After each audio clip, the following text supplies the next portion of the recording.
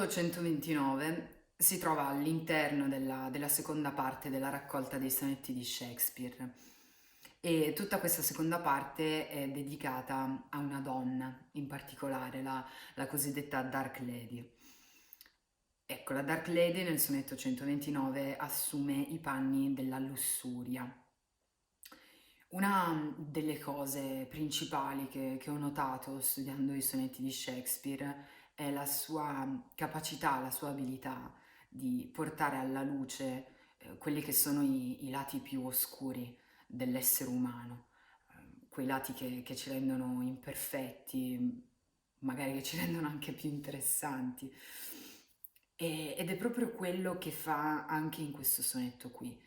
Ehm, Tutti noi, penso, almeno una volta nella vita abbiamo desiderato qualcuno o qualcosa che non avremmo dovuto desiderare per un qualsivoglia motivo. Però che cosa succede quando otteniamo questo oggetto del desiderio?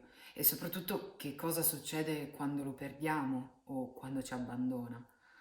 Mm, Magari Shakespeare per scrivere questo sonetto si è posto anche queste domande e in 12 righe, in 12 versi ha provato a darsi e a darci delle risposte.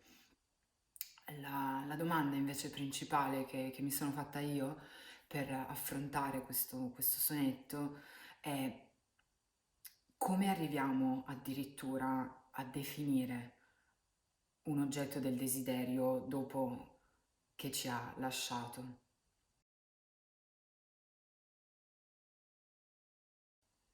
Sciupio di spirito in vergognoso spreco è l'atto di lussuria e sino all'atto la lussuria è spergiura,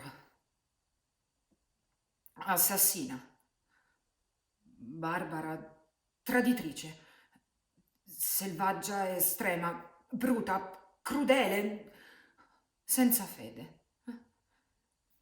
Non appena goduta, che subito spregiata, fuor di ragione cercata e non appena avuta, fuor di ragione odiata, come un'esca, inghiottita, a studio posta per rendere furioso chi la morda.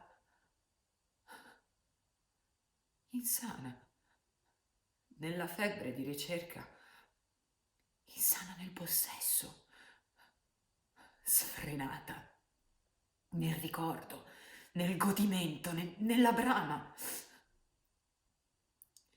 Una delizia alla prova, ma proterva e sciagurata. Prima una gioia sperata e subito dopo un sogno. Il mondo sa questo a usura, eppur nessuno sa fuggire quel paradiso che ci induce a tale inferno.